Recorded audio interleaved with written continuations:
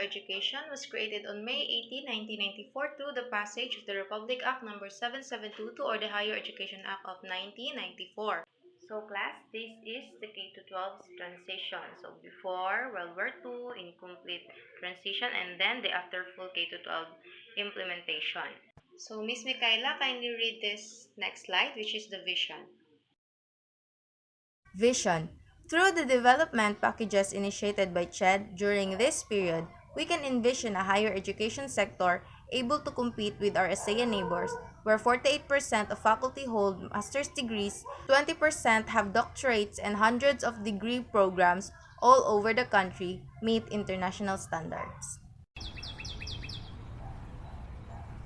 I do not understand why your course will be extended by 2 years. I'm sorry to overhear, Mariha. We were just in here a few minutes ago. Uy, by the way, how do you feel about it? Yes, they extend education for 2 years. I'm concerned about the cost because my kid will be entering grade 11 next school year. Yes, but why they think of that? You know how difficult it is for us Filipino parents to send our children to school, and paying their tuition is no easy task. We, as what I have heard, the government are doing this just to provide an opportunity for corruption. But I'm not sure about it, huh? What you've heard, Aling Marie, is not true.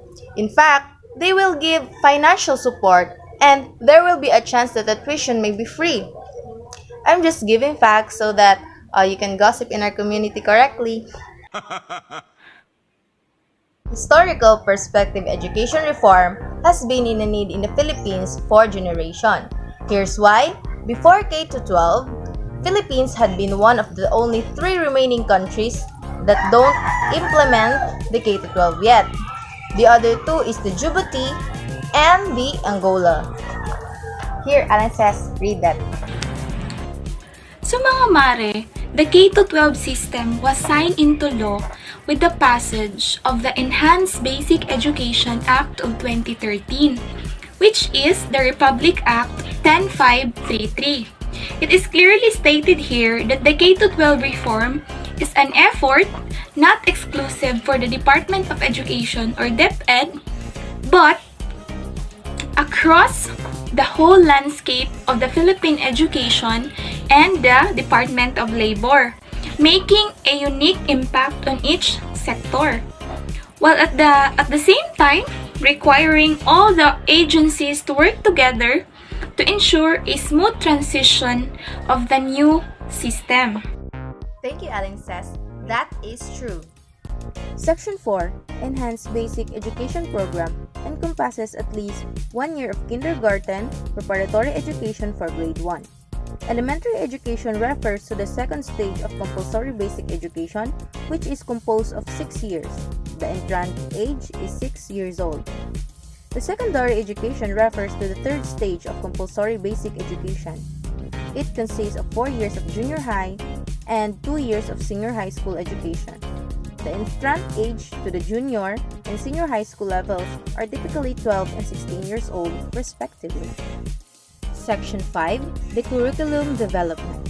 The DepEd shall formulate the design and details of the Enhanced Basic Education Curriculum.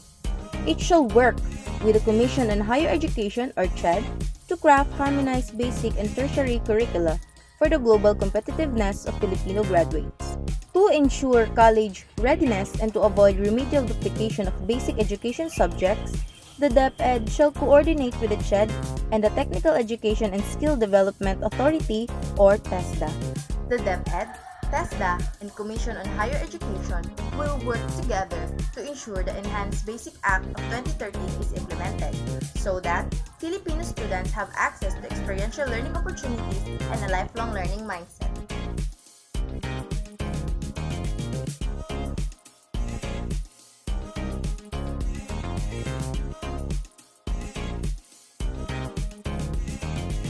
The synchronization of the academic calendar of the Philippines universities with most ASEAN European, and American academic partners will create more joint programs and partnerships with the other universities and allow students to get transferred credits from different universities in Asia.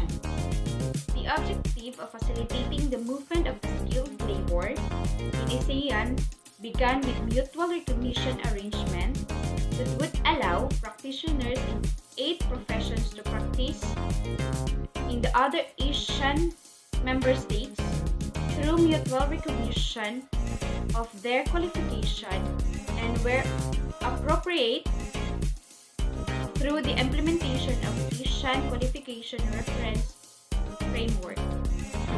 Hey, did you know that in reality, the Philippines government are now working hard just to promulgate essential laws and policies to provide Filipinos a platform which they can enhance their potentials and compete globally? Well, now you know.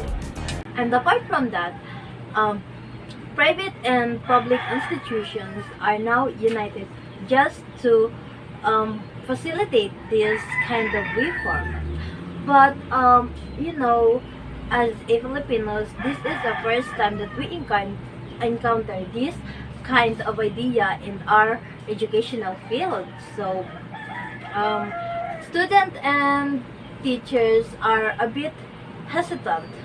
Some are saying that technologies in the classroom are not appropriate because teachers are lack of preparation. But that I insist that this government are all part of their way for us Filipinos to be competitive globally.